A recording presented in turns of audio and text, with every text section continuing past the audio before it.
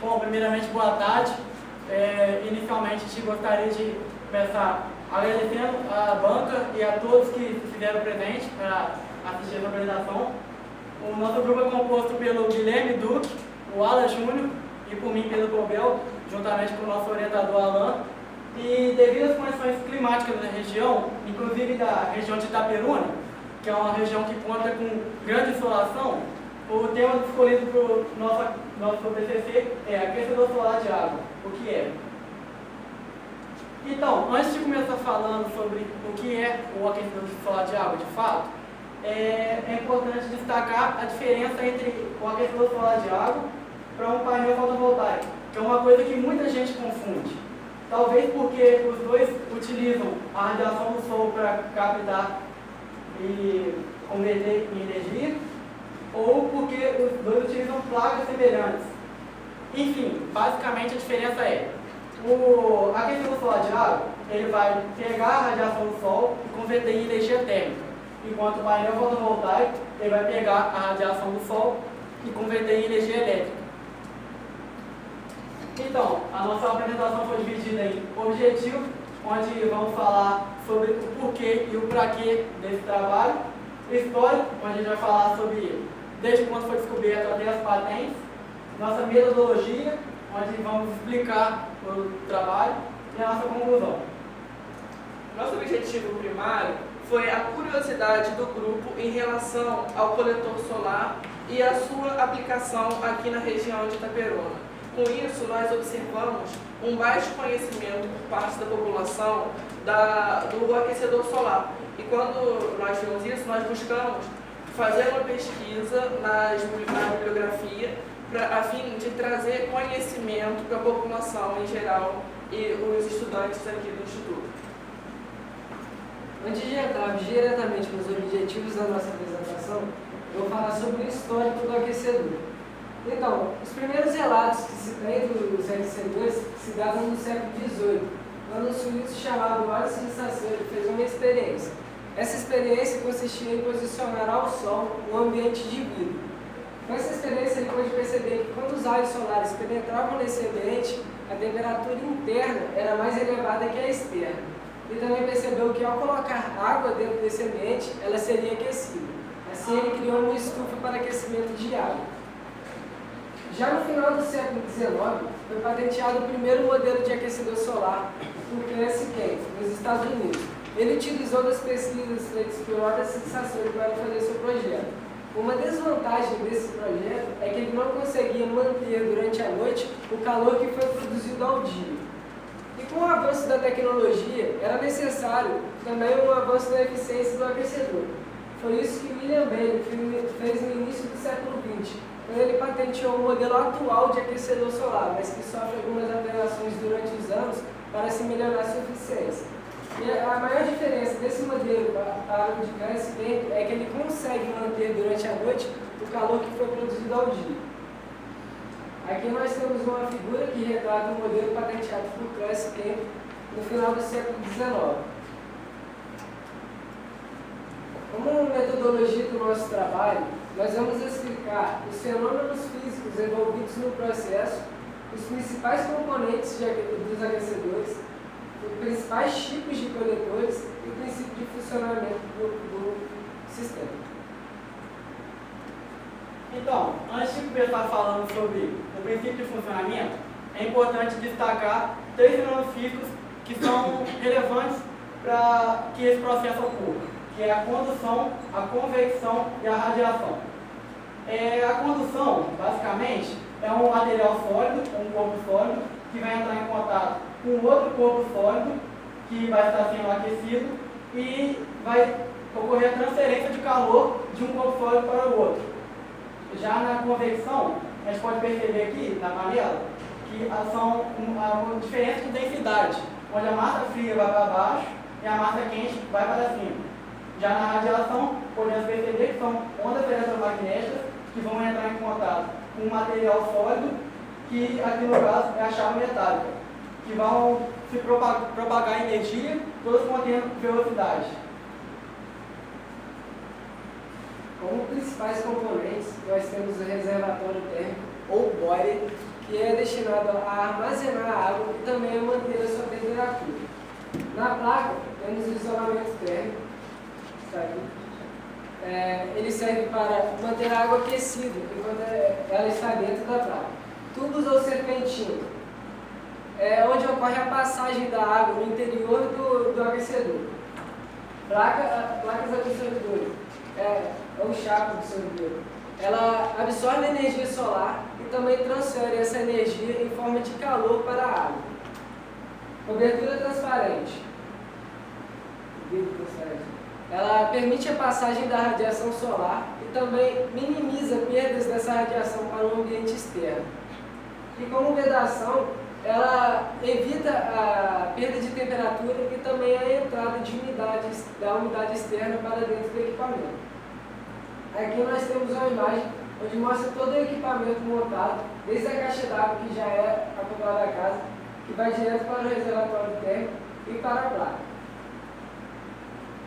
Aqui nós vamos falar um pouco sobre os principais tipos de aquecedores presentes atualmente no mercado, que são eles: o coletor aberto, o coletor plano, fechado e o coletor tubo a vácuo. Mas a principal diferença vista entre eles é a temperatura de alcance deles, onde o coletor aberto ele tem uma temperatura alcançada mais baixa, por volta de 20 a 30 graus Celsius. Já o coletor plano fechado, ele alcança até 50 graus Celsius. O coletor tubo a vácuo, ele consegue já temperaturas mais elevadas, de até 80 graus Celsius.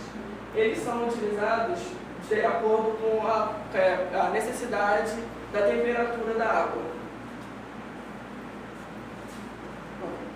Basicamente, o princípio de funcionamento do aquecedor solar é dividido em 3 subsistemas independentes, que é o subsistema de captação, o subsistema de armazenamento e o subsistema de consumo.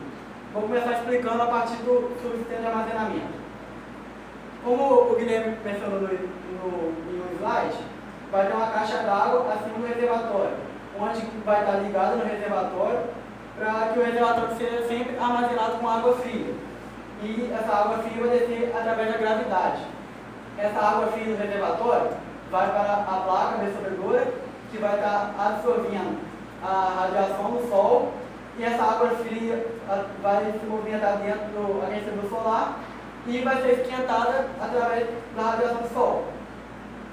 Já a água quente, ela vai sair, voltar para o reservatório térmico, onde vai, através do fenômeno físico da convecção, vai ficar na parte de cima, pela diferença de densidade.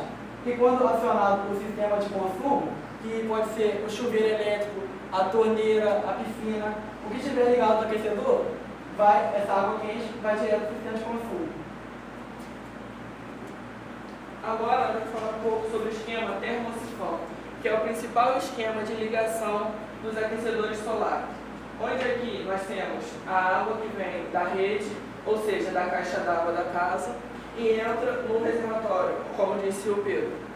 Nesse reservatório, ela é retirada e vai para a placa, onde aqui nós podemos ver que, ao entrar na placa, ela tem um azul mais escuro, onde mostra a sua temperatura mais fria. E ao subir pela placa, com a incidência da insolação, da radiação solar, ela vai esquentando até assumir cores mais quentes e retorna ao depósito, ao reservatório.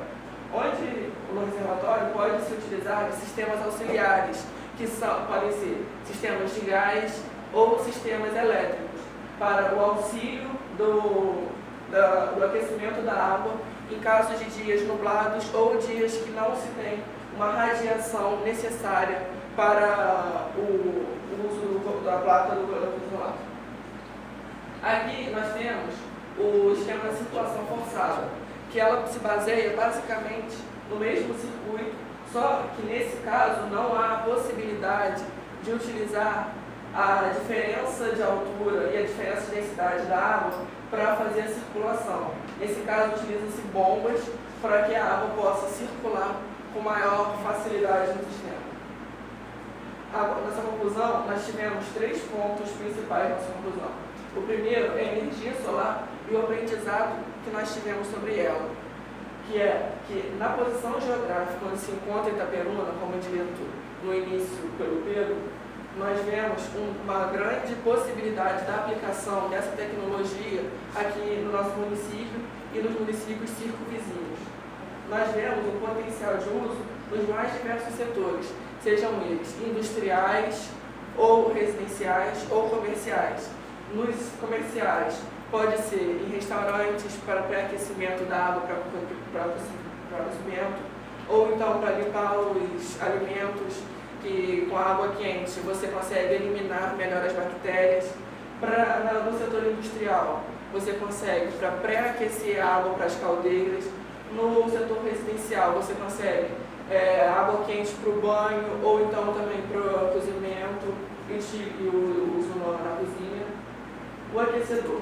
Nós vimos um desconhecimento muito grande do aquecedor por parte da população de um modo geral, onde nós vimos também que o uso desse aquecedor ele pode causar uma redução na conta de energia elétrica, porque ao utilizar o aquecedor solar na casa, ele irá ter uma diminuição, porque ao utilizar o chuveiro elétrico, você vai ter que usar mais quantidade de energia.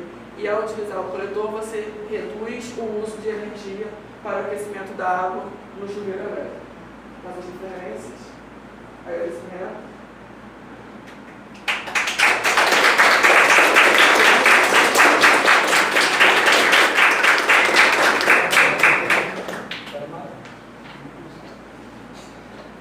Quem vai começar? Alan? Não, acho que sou até o último. O último. Quer fazer a consideração? Boa tarde, né, para todo mundo. Primeiro, eu sou professora de língua portuguesa, então, né, não é a minha área, o conteúdo, mas, de um modo geral, e até é interessante por ser leiga, né, no assunto, poder ler o trabalho e dar opinião, eu considerei o trabalho de vocês.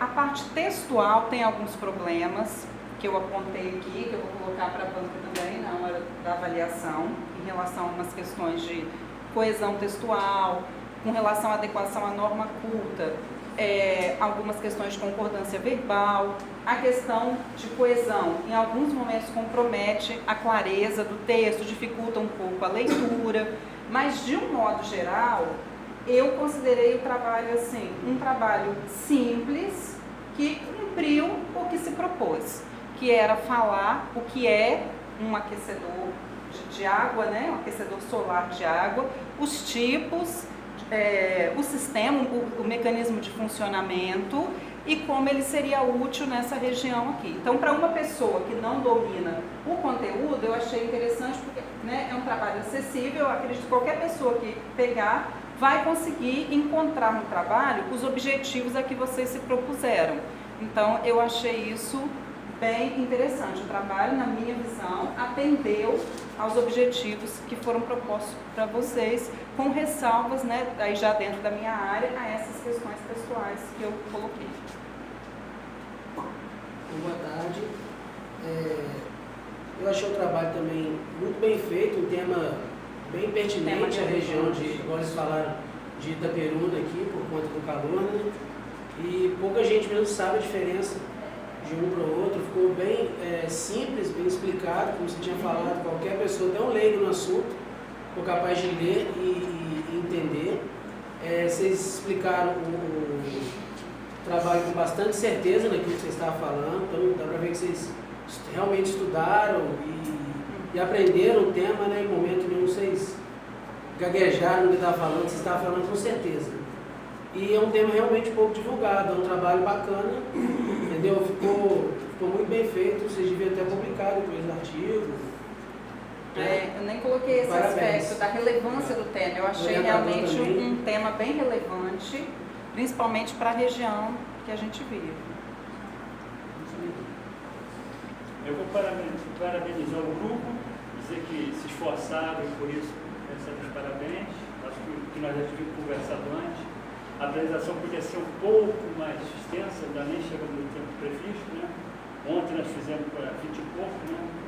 hoje foram quase 10. Quer dizer, talvez vocês não tenham dado a oportunidade de todo mundo conhecer a fundo mais o trabalho, mais algumas palavrinhas, mas foi excelente. Parabéns a vocês. Alguém aí tem alguma pergunta? Quer saber alguma curiosidade?